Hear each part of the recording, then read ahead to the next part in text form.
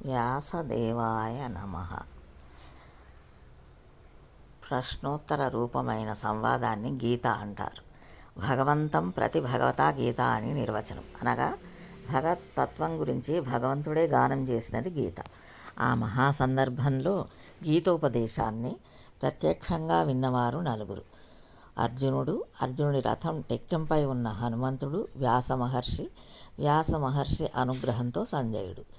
గీతోపదేశాన్ని గ్రహించి కర్తవ్య పరాయణుడైన వాడు అర్జునుడే అయినా ఆ ఉపదేశం సమస్త మానవాళికి అవసరమైనదే.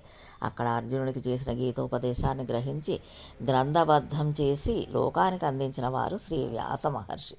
వారి అమేయ ప్రజ్ఞ వల్లనే ఆ 700 శ్లోకాలు శ్రీమద్భగవద్గీతగా కూర్చబడింది. సమస్త మానవాళికి మేలు కలిగింది.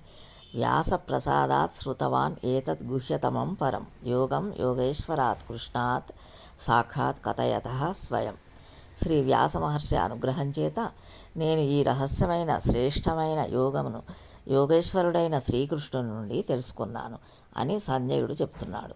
ఈ విధంగా వేదవ్యాస మహర్షిచే కూర్చబడిన శ్రీమద్భగవద్గీతకు కృతజ్ఞతతో కైమోడ్పు చేస్తున్నాను. వాసుదేవాయ నమః. జై